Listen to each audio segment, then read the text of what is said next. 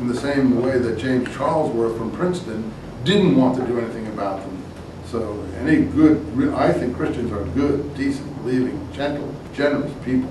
And I think they have the best motives and motivations, but I believe that they are carrying with them things that they would themselves want to deal with and correct if they could to avoid suffering.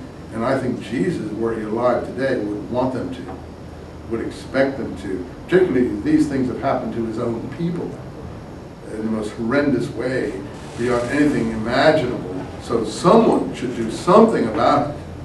And certainly it's up to the Christians to do it, because these things came out of their culture and their documents and their literature. And the effects, anyone can see what has occurred. If people want 1 million children on their souls in gas chambers, they're welcome to it, but I wouldn't want that on my soul. So I think what we're trying to do is show where these things have been put in here by maybe people with an agenda, or not so mean-spirited people like Eusebius, who are mean-spirited, and we good Christians would want to do something about it. I hope that that occurs at some time in the next couple of 100 years, and I dedicated my work to trying to achieve that. I hope I'm successful, because that, as you will admit, is what everything I've been trying to do, isn't it? So I hate to impose it on you guys. You're not the guilty people, and you're only people who have learned what you've been taught and admire and respect it the way anyone admires and respects one's heritage. But unfortunately, at a time that we've come to when things have occurred as a result of this heritage, which are too awful even to imagine, then we have to do something to try to make it Christian, real Christian. Give the Jesus that we really care about the right presentation. And I honestly believe the way to do that is through James. That's why I've written the whole book on James, because I think the hatred is in Paul, and there's nothing you can do to get it out of Paul, but there's not a stitch of hatred in this James person, and it's not there, and it doesn't exist. So the way to get through these problems, any well-meaning person who wanted to wouldn't object to trying to take James from the oblivion in which he was cast by the Orthodox theologians and resurrect him. And that's what we're trying to do here. So, right here we get the election of James. We have to decide in the class and in society and history. Was James elected as the successor to Jesus to lead the early church in Palestine, or was he not? And my verdict is, yes, he was. You say, well, okay, on this basis, there's some evidence for this. There's evidence in Acts, as I just told you, where for some reason Peter goes and leaves a message for James. So for some reason, James is already very, very important, but Acts, for some reason, didn't want to tell us this, because Acts is a pro-Pauline book and wants to give James wants to feature him as little as possible.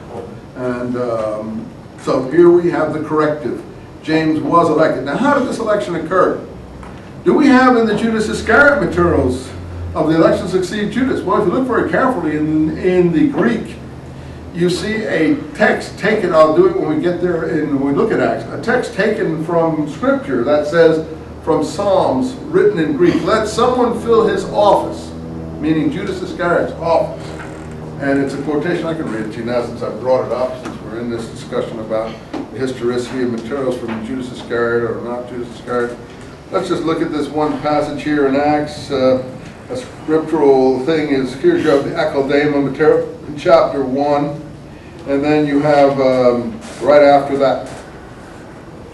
And the field was called the Akeldama, 1:19. Here it is that he brought a field as a reward of his unrighteousness, and he fell headlong down. Falling headlong down, you will find, is the exact phrase used in the Pseudo-Clementine recognitions to describe how James was thrown down the temple steps, that he fell headlong down the temple steps after Paul attacked him. To me, that's interesting that the same word is used. He broke up in the middle, he broke open in the middle, and his bowels gushed out.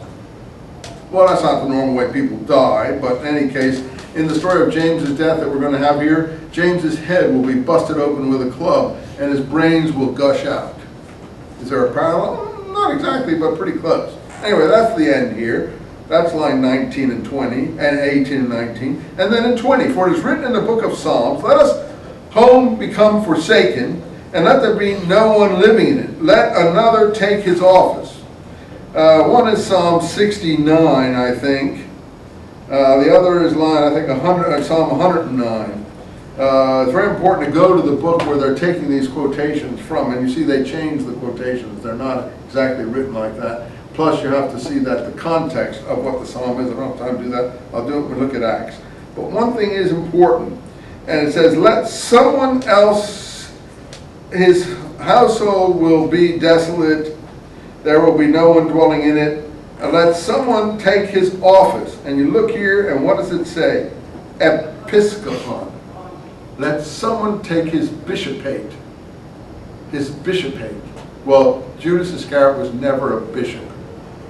So even that's the gold nugget underneath. Even in this election, there is a little bit of a signal that the election is for bishop of the early church, not for apostle. It doesn't say that someone take his apostolate. It says that someone take his bishopate. And I think underneath the surface of this, and I think that we do have rewritten material here. Notice even in the description of the candidates, since you asked me to be more specific about this in the way you're looking at me, I know you're not happy about what I'm saying, so therefore I feel obliged to go further. Even in the defeated candidates, line 23, and they chose two.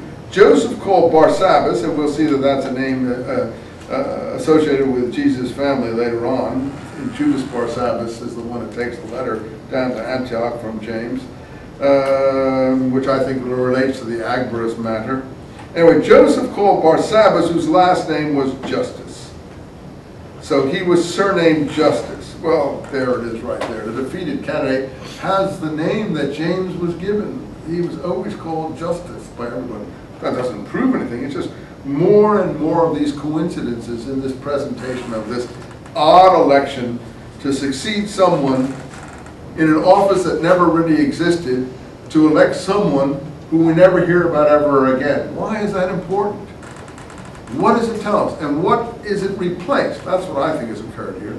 It's replaced an important event, the election of James, so that we don't know who James is. But later on, when James is introduced, the author thinks he already has introduced him because he doesn't introduce him then either. So he never introduces James to us, which implies that he already did it. When did he do it? Here, I think. And this is, where is the truth behind this election? Here. Here. In